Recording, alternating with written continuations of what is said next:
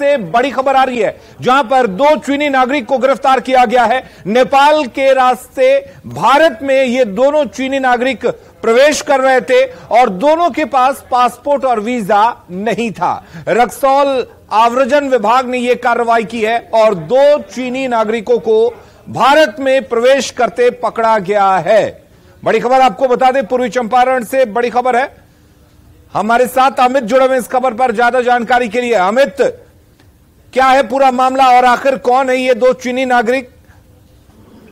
देखिए, ये 2 चीनी नागरिक जिनकी गिरफ्तारी बॉर्डर पे की गई है, रक्सौल बॉर्डर पे, उसमें एक का नाम जाओ जिंग है और दूसरे का नाम जो है वो एफ्यू कॉन्ग बताया जा रहा है। तो ये दोनों जो है पहले भी इस रास्ते जो है बॉर्डर क्रॉस करने की कोशिश कर रहे थे, इंडिया में दाखिल होने की कोशिश कर रहे थे।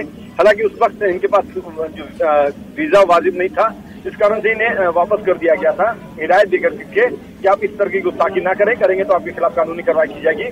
तो उसके बाद भी ये लोग अपनी हरकत से बाज नहीं आए और फिर एक बार फिर से इन्होंने दुस्साहस किया, इंडिया में दाखिल होने की कोशिश की और इस दौरान जो सुरक्षा टीम है, जो जांच एजेंसियां हैं, वो मुस्तैद थी और इस बार इनको गिरफ्तार कर ली है। क्योंकि पहले इन्हें हिदायत दी गई थी, उसके बाद भी ये नहीं माने, तो इस बार इनके खिलाफ कानूनी कार्रवाई जो है वो की जा रही है। इनके पास से जो पासपोर्ट बरामद किया गया है उस पर वाजिब वीजा नहीं अंकित है, तो इस कारण से इनकी गिरफ्तारी की गई है। फिलहाल इन दोनों से पूछताछ किया जा रहा है कि आप क्यों भारत में दाखिल होना चाहते थे और आपका मकसद क्या है। तो इस संदर्भ में ये कुछ नहीं बता रहे हैं और लगातार जो सुरक्षा एजेंसियां हैं उन्हें गुमराह करने की कोशिश कर रहे हैं। लेकिन सुरक्षा एजेंसी जो है उनका जो मानना है कि ये दोनों जो है कोई सोची समझी रणनीति के साथ ही इंडिया में दाखिल होने की बार बार कोशिश कर रहे थे। कुछ दिन पहले ही एक और चीनी नागरिक को भारत में प्रवेश करते पकड़ा गया था। अब ये 2 नागरिक जो दोबारा प्रवेश करने की कोशिश कर रहे थे, तो सुरक्षा एजेंसियों के लिए ये कितनी चिंता की बात है और साथ ही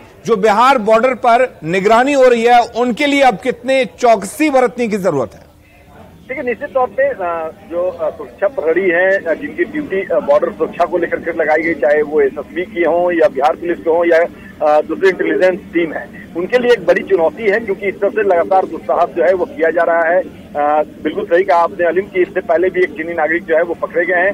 फारबिसगंज का जो बॉर्डर था वहां से भी कई विदेशी नागरिक जो है पकड़े गए हैं, चाहे वो पाकिस्तान मुल्क के हैं, बांग्लादेश मुल्क के हैं या फिर चाइना के रहने वाले चीनी के हैं।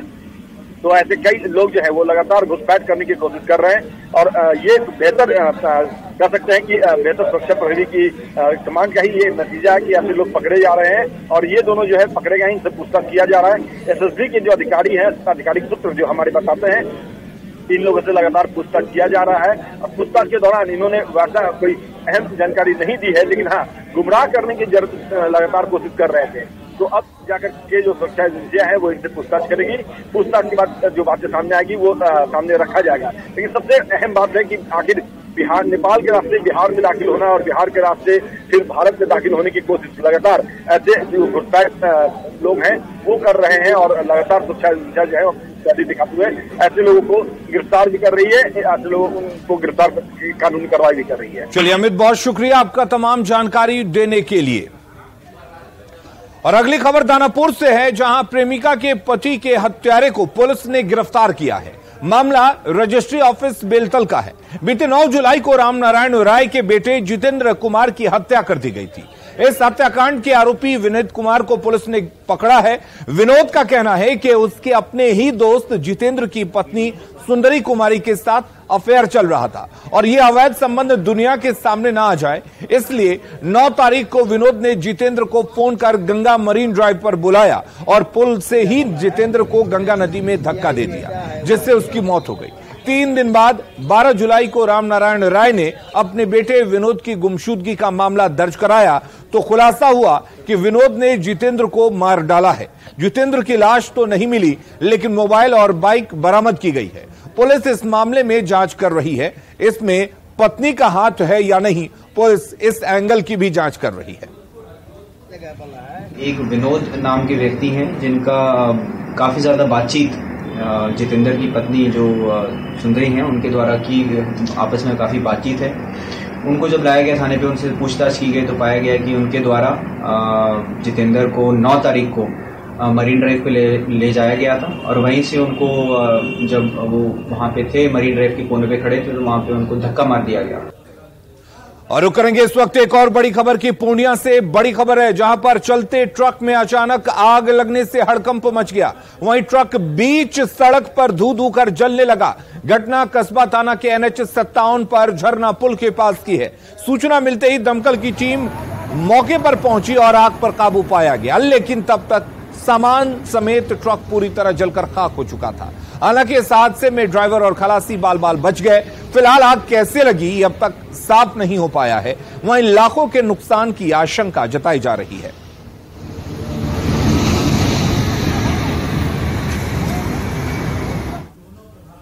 अगली खबर दानापुर के बेटा से है। अमनाबाद में अवैध बालू खनन की जानकारी के बाद पटना पुलिस, जिला खनन विभाग और STF ने बड़ी कार्रवाई की है।